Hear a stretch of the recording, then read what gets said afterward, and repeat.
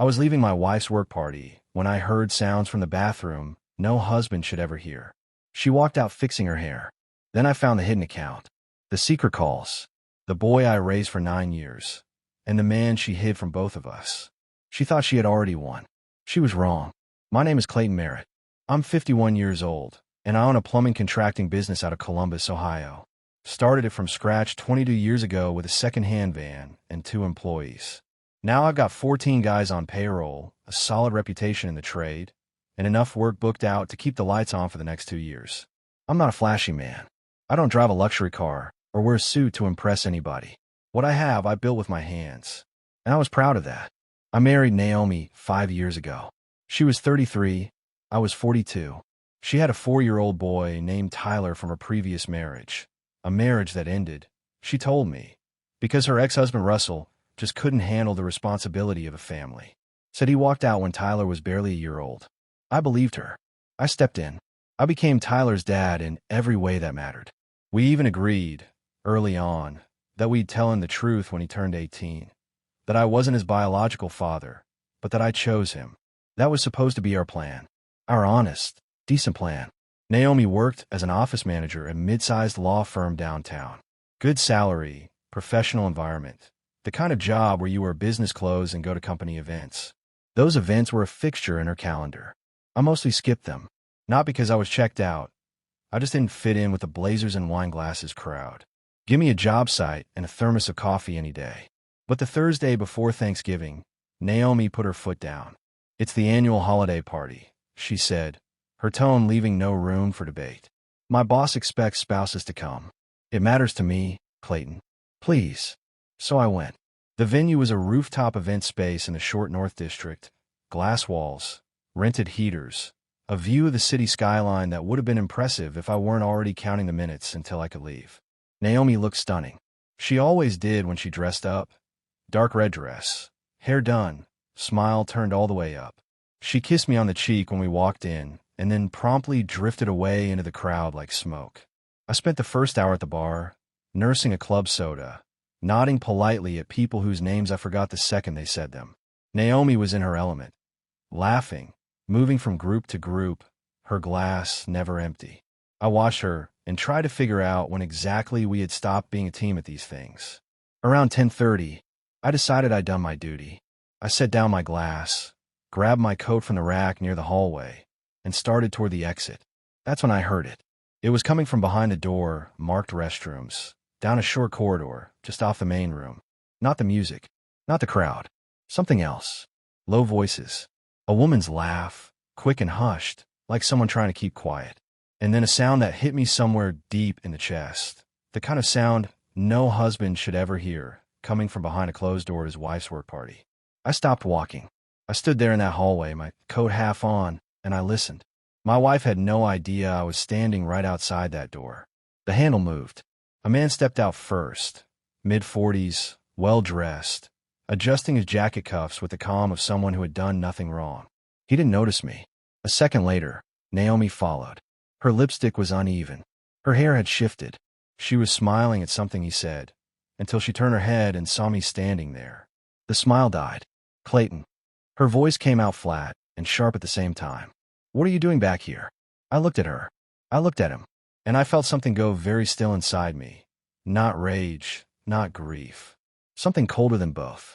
I was leaving, I said. Looks like I should have left an hour ago. She followed me out. I didn't ask her to. She just appeared at my side as I pushed through the glass door into the November air, her heels clicking hard against the pavement like she was the one who had something to be angry about. Clayton, stop. Her voice was sharp. Just stop and listen to me. I stopped. Not because she asked me to, because I needed a second to make sure I said what I had to say without losing my composure. I turned around. The rooftop party hummed above us. The street was quiet. A cab rolled past and kept going. Who is he?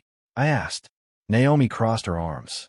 She'd grabbed her coat on the way out, but hadn't put it on, and she stood there clutching it against her chest like a shield. His name is Derek. Derek Fowler. He works in the contracts division at the firm. And what exactly were the two of you doing in that bathroom, Naomi? She looked away. A muscle in her jaw moved. It was nothing. We had too much to drink. It got out of hand for a minute, and it won't happen again. I let that sit there between us for a moment. Out of hand, I repeated, "That's your explanation. Clayton, I'm not going to stand here and be interrogated on the street. You'll stand here," I said, keeping my voice level, "and you'll talk to me like I'm your husband. Because that's what I am. Or at least I thought I was." She flinched, just slightly. Then her expression shifted. I'd seen that shift before, that pivot she did when she felt cornered, when the best defense she had was offense. "You want to know why things like this happen?" she said. "Because you're never present, Clayton. You come home smelling like pipe fittings, and you eat dinner, and you fall asleep in front of the television. When was the last time you actually looked at me?" There it was. The redirect. The way she could take something she'd done and somehow make it a referendum on my failures. I'd seen her do it before, small arguments, small moments, but never like this. Never with this much at stake. "I look at you every day," I said. "I look at you when I'm writing checks for Tyler's school. When I'm fixing the leak under the sink, you keep forgetting to mention. When I'm driving him to practice because you're working late." Again, I took a step closer. "Don't do that, Naomi. Don't stand here and turn this into something I did." Her lips pressed together. For a moment, just a moment, I thought I saw something real flicker behind her eyes. Something that looked almost like guilt. Then it was gone. "I'm not saying it's your fault," she said, quieter now. "I'm saying we've had problems for a long time, and neither of us wanted to face them. I would have faced them if you'd come to me. That's what married people do." She didn't answer. I looked at her standing there in the cold. The woman I had built a life with, the woman I had chosen, the woman whose son I had raised as my own, and I felt something shift inside my chest. Not collapse, just shift, like a load-bearing wall that had taken one too many hits and was finally starting to show it. "Go back inside," I said. "I'm going home. Clayton, I need to think." I held up a hand. "We'll talk tomorrow. But right now I need to not be standing on this sidewalk with you." I walked to my truck. She didn't follow this time. The drive home took 20 minutes. I didn't turn on the radio.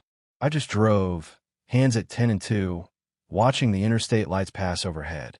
By the time I pulled into our driveway, something had already shifted in my thinking. A quiet, methodical part of my brain that I usually reserved for job estimates and contractor disputes had switched on and wasn't going to switch off. I went inside. Tyler was asleep. The babysitter, our neighbor Mrs. Caldwell, gave me a quick nod from the couch and slipped out without a word.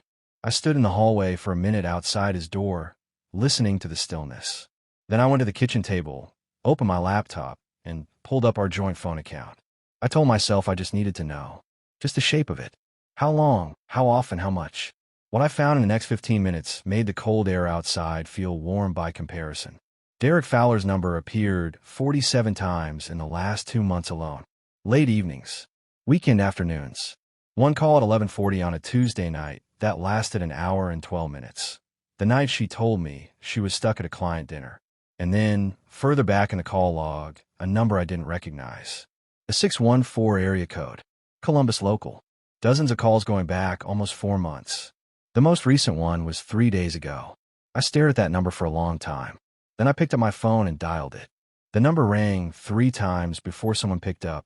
The voice that answered was cautious. A man, mid-40s by the sound of it. The kind of voice that belonged to someone who didn't pick up unknown numbers as a habit, but had made an exception tonight.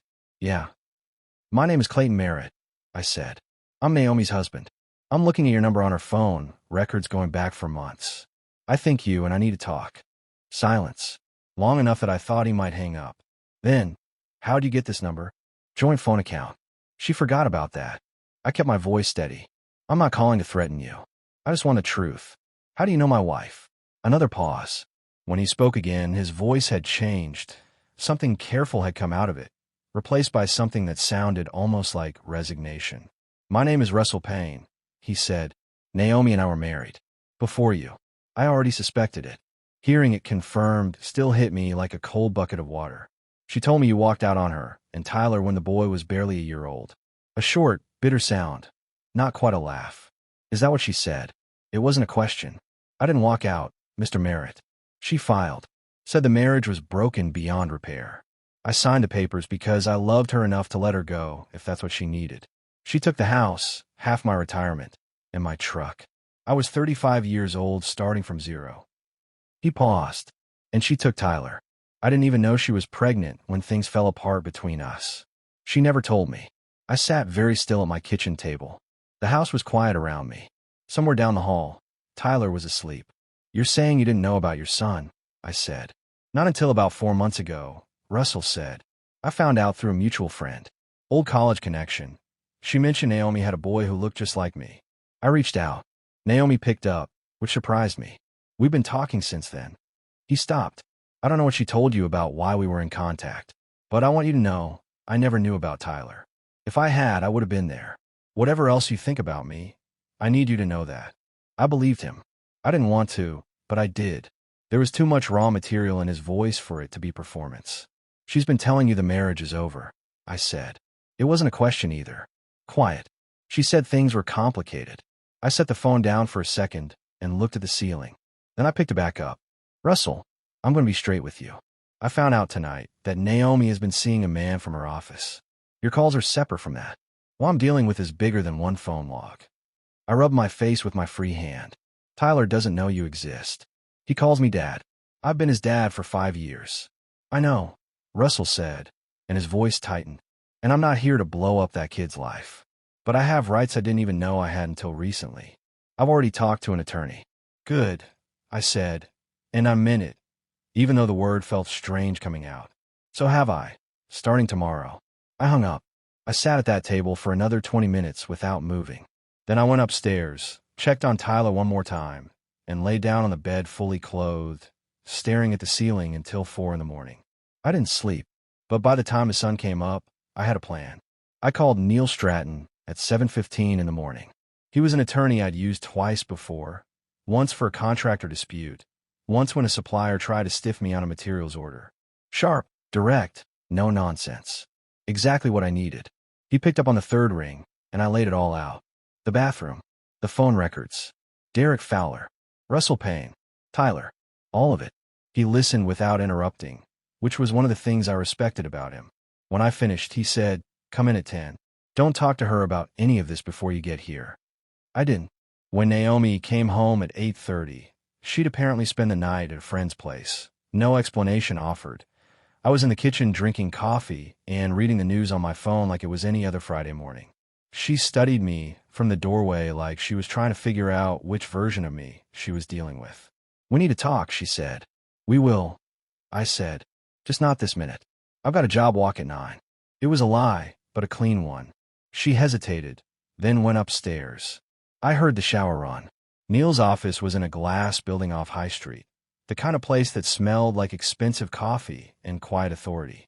I sat across from his desk and watched him take notes in that precise, unhurried way of his. "First thing," he said, setting down his pen, "assets. Before anything else, I need you to pull together everything you can find: property records, joint accounts, vehicle titles, investment statements. All of it. Can you access those from home?" "Most of them," I said. "I handle the household finances. Always have." He nodded. "Good. Because here's what I want you to look for: any transfers, retitlings, or account changes made in the last 12 months that you didn't initiate." I looked at him. "You think she's been moving things? I think you should find out before she knows you're looking." He leaned back. "People who plan exits tend to prepare the terrain first, especially when they've been at it for a while." I went home that afternoon while Naomi was at work and Tyler was at school. I sat at the kitchen table with every document I could find and my laptop open to every account we shared. It took me 2 hours. At the end of those 2 hours, I had a sick, hollow feeling in my gut that had nothing to do with betrayal and everything to do with cold, deliberate calculation.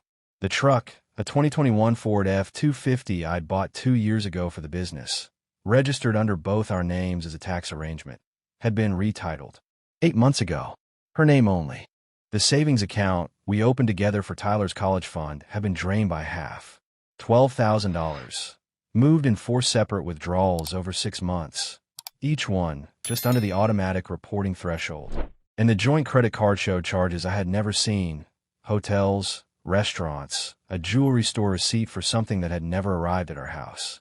I photographed everything, printed what I could, put all in a folder, and drove it straight back to Neil Stratton's office. He looked through the pages without expression. Then he looked up. She's been preparing this for at least 8 months, he said. The good news is she made mistakes. Small ones, but enough. What's the bad news?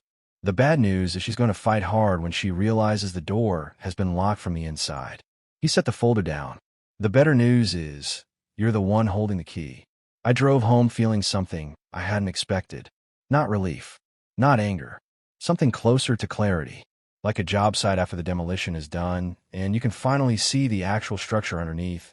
What's still standing, what needs to go, and exactly what you're working with. I picked Tyler up from school at 3 o'clock.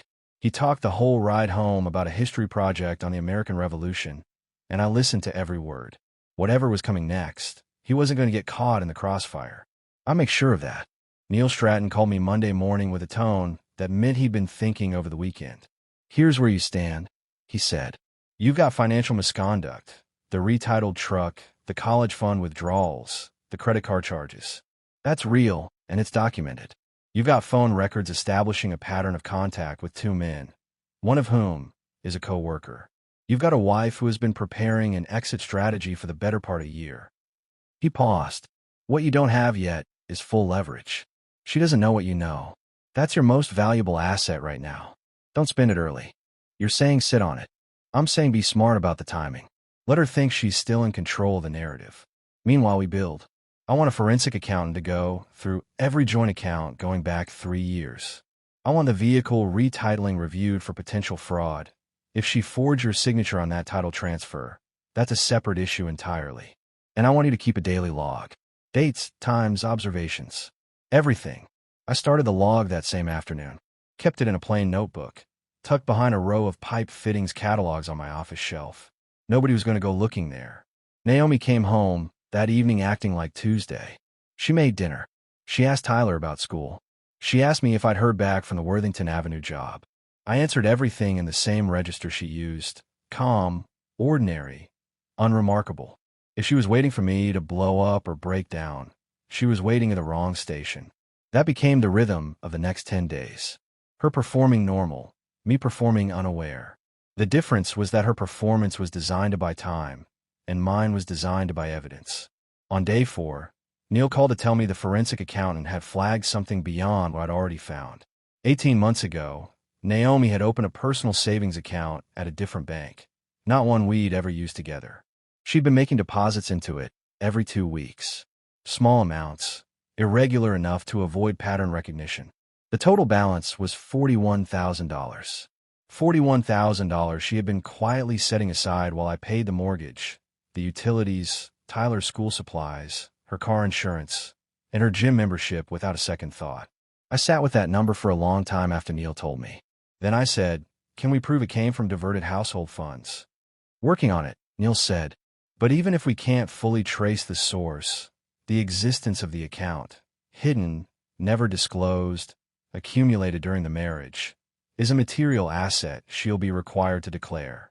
If she doesn't declare it voluntarily, we will. I thanked him and went back to work.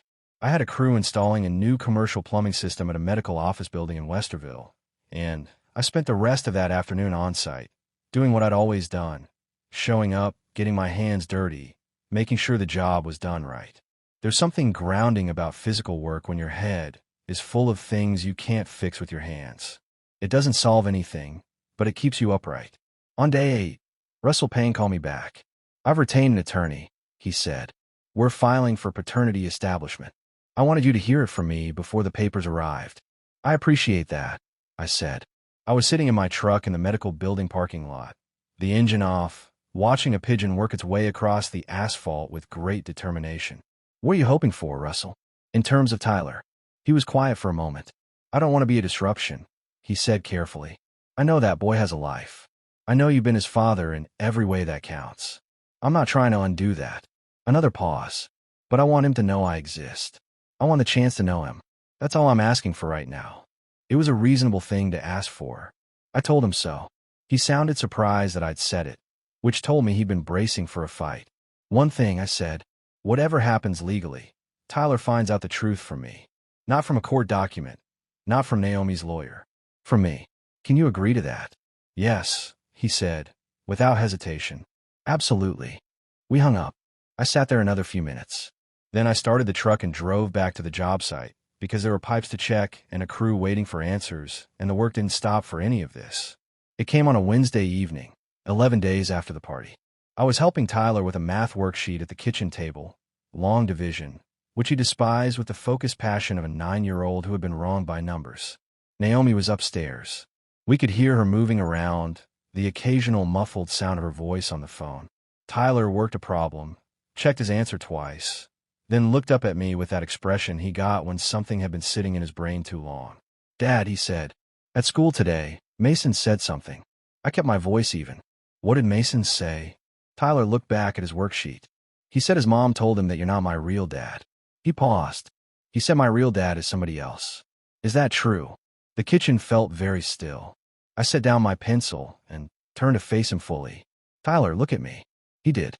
His eyes were steady and serious. He'd always been a serious kid, older than his years in some ways. "Mason's mom doesn't know our family," I said. "What I can tell you is this. I have been here every single day of your life that I can remember. I was at your first baseball game, and your second, and your third. I'm the one who sat with you in the ER when you broke your arm in 2nd grade. I'm the one who drives you to school and helps you fight long division." I held his gaze. "Does any of that feel like something a real dad would do?" He thought about it with the same deliberate focus he gave math problems. "No," he said. "I mean, yes. That's what real dads do." "That's right." He was quiet for a moment. Then, "But is there somebody else? Like, somebody I don't know?" I took a breath. This was the moment I'd been turning over in my mind for 11 days. I wasn't going to lie to him, but I wasn't going to drop the full weight of it on a 9-year-old on a Wednesday night over long division either. "There are some things your mom and I need to talk about first," I said, "and then you and I are going to have a longer conversation, a real one, where I answer all your questions. I promise you that. But I need you to trust me that I'm going to tell you the truth. Can you do that?" Tyler studied me for a long second. Then he nodded. One firm nod, the way he did when he'd made up his mind about something. "Okay," he said, and he went back to his worksheet. I sat there watching him work and felt something tighten in my chest that had nothing to do with Naomi or Derek Fowler or Russell Payne or $41,000 in a hidden bank account. It had to do with this boy sitting next to me, chewing on his pencil eraser, who deserved better than the situation that had been built around him without his knowledge. The next morning I called Neil Stratton and told him it was time to move. Not because I'd run out of patience. I had plenty of that left.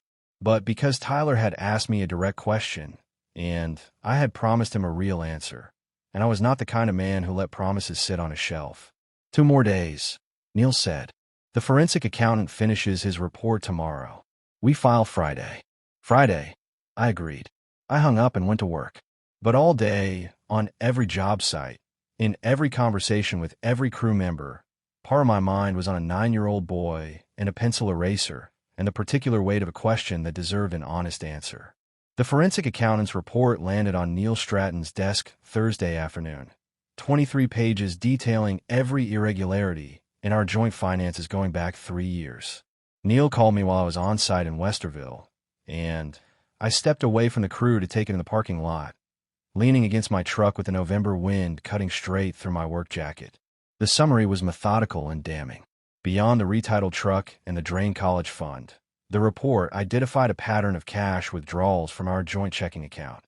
Always on Thursdays, always between $200 and $300, always at an ATM 2 miles from Naomi's office building.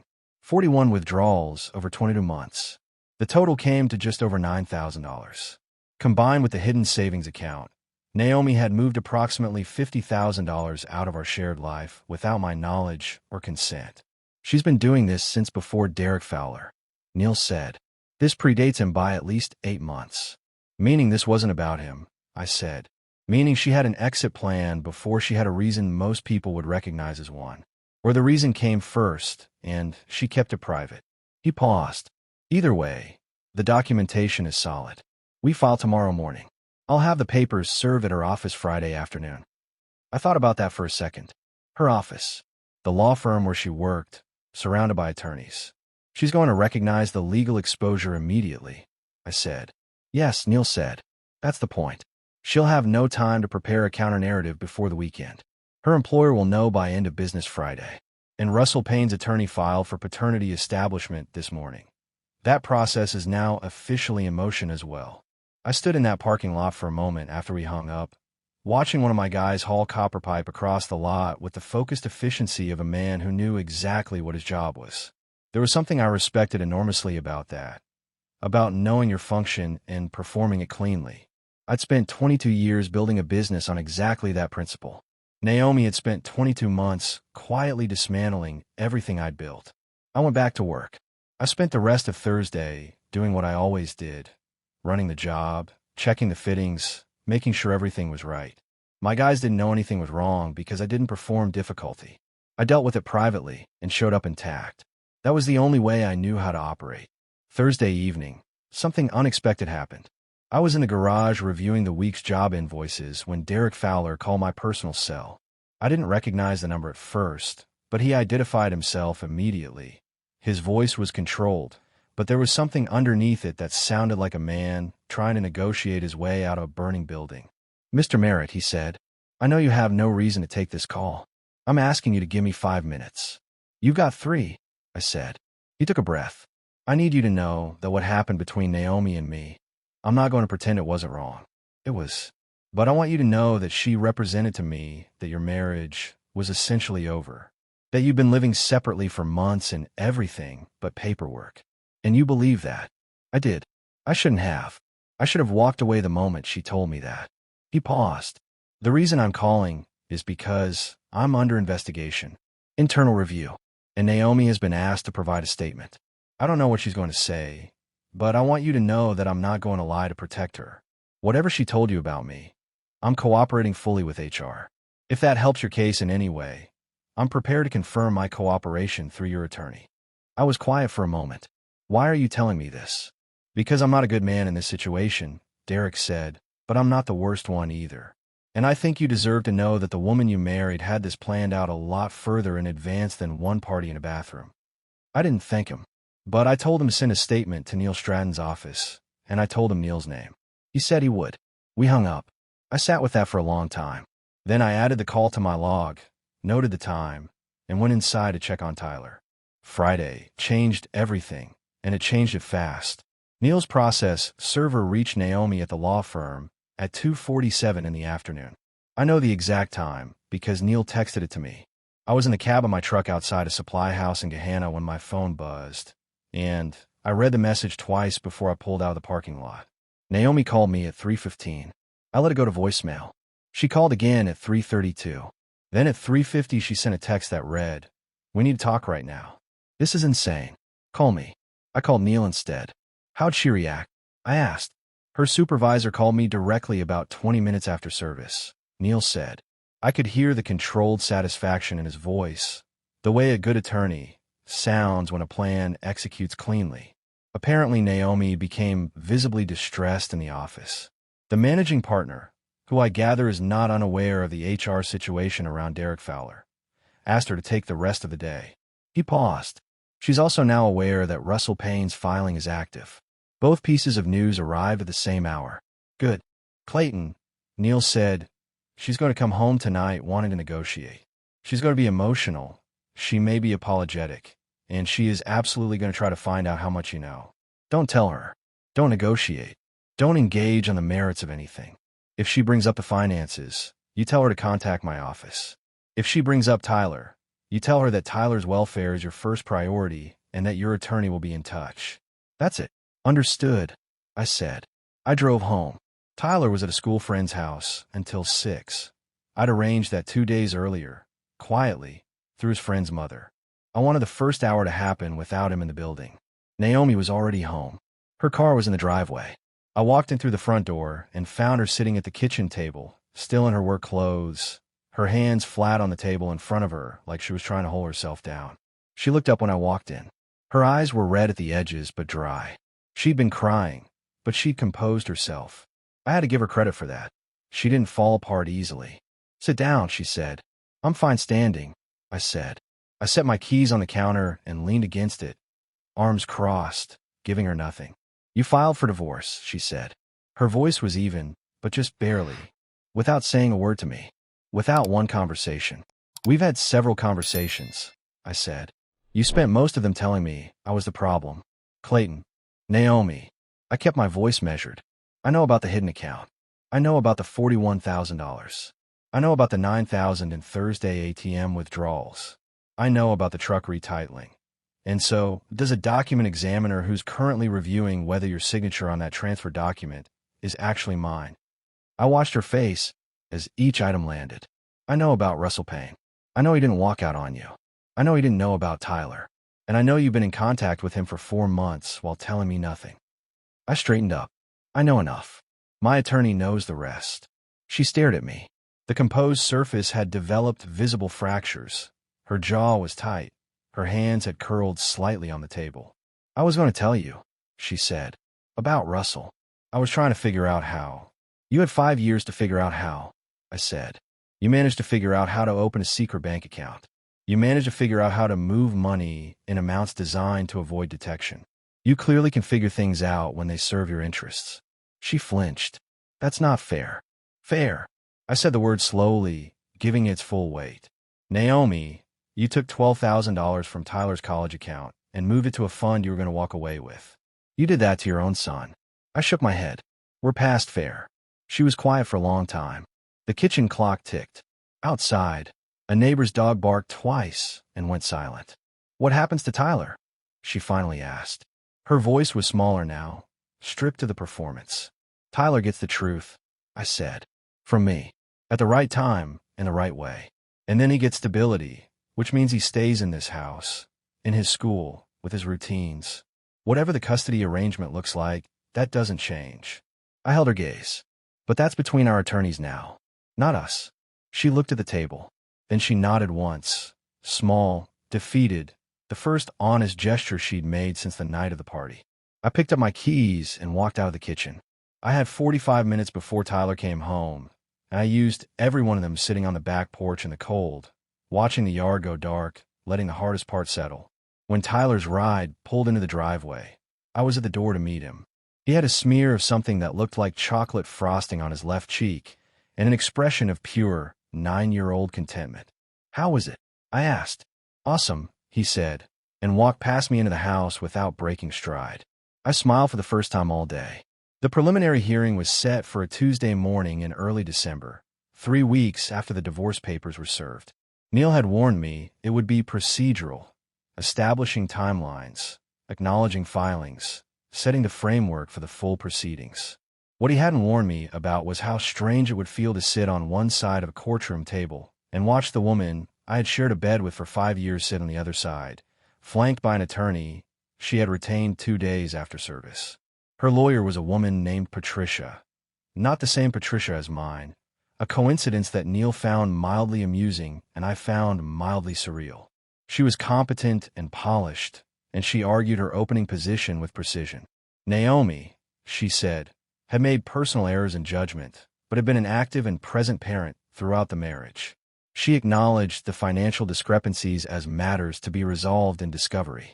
She did not acknowledge the hidden account directly, which told me they were going to try to reframe it. Neil didn't react to any of this. He'd been doing this for 20 years, and nothing in a preliminary hearing surprised him. When it was his turn, he laid out the documented record with the same calm efficiency as a blueprint.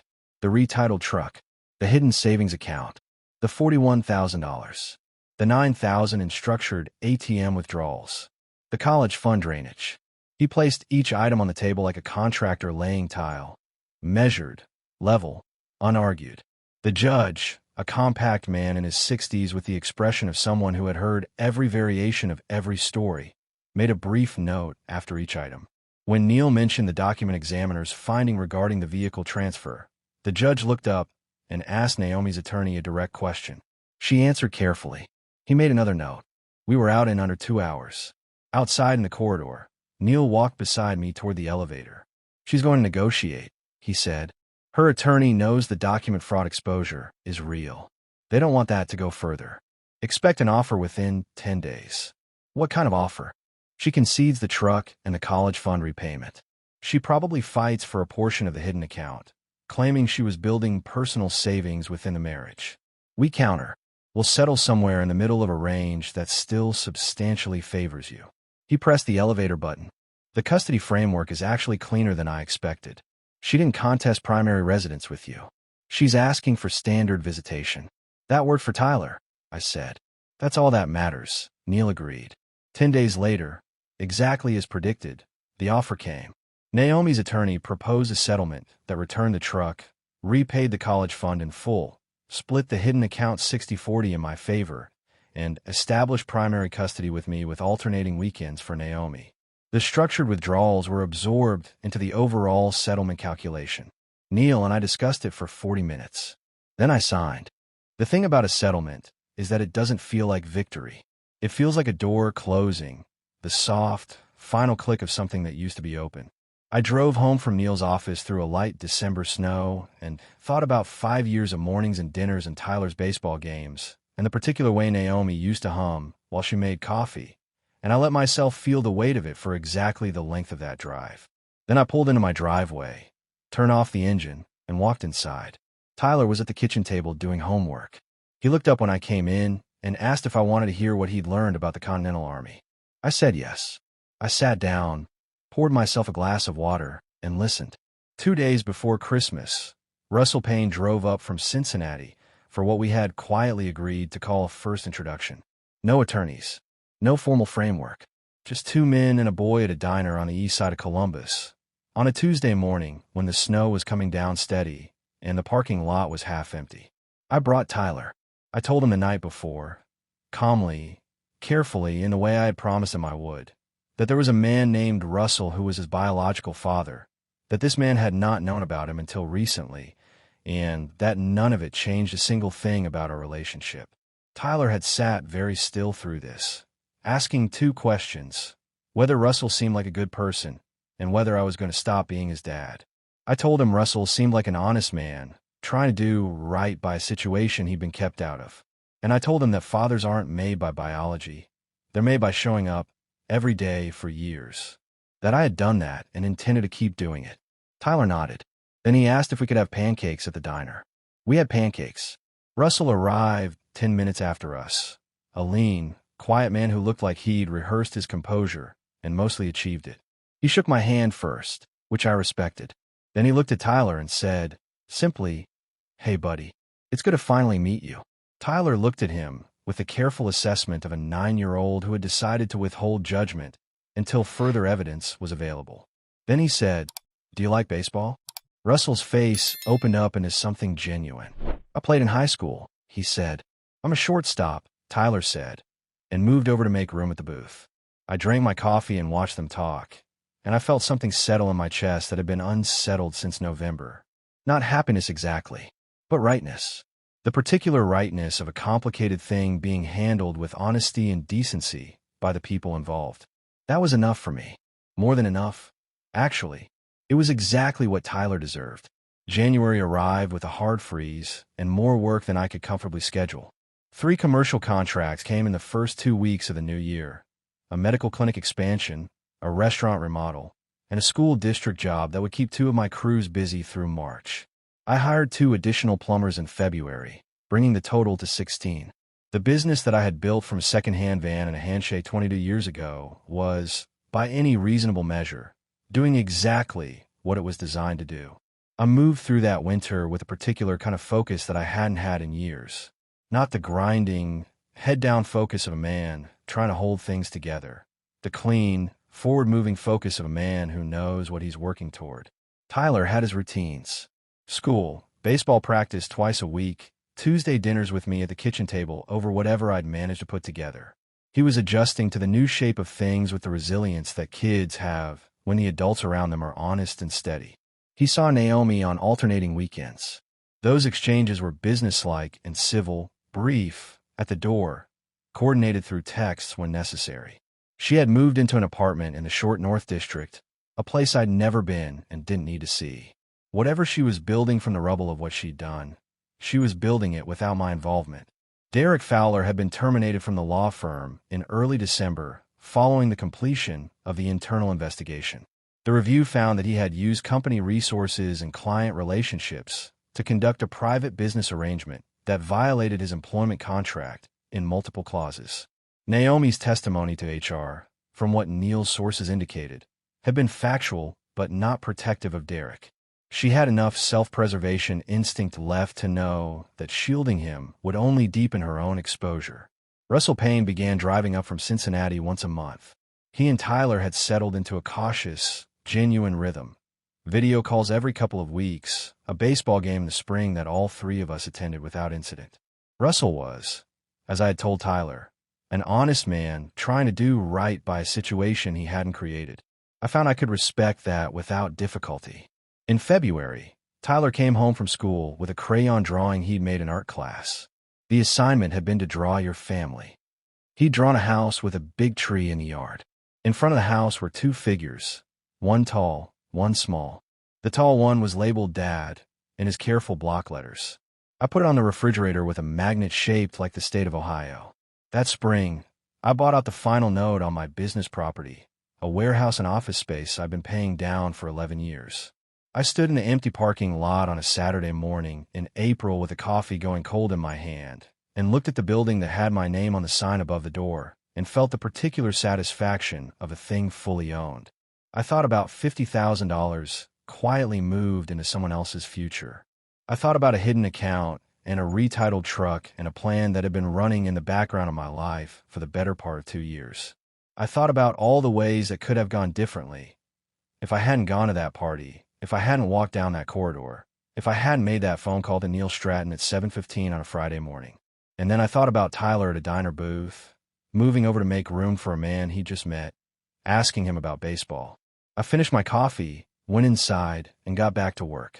Some men build things with blueprints and grand announcements. I've always been more comfortable with the quiet version. Showing up, doing the job right, leaving something solid behind. That's who I am. That's who I was going to stay.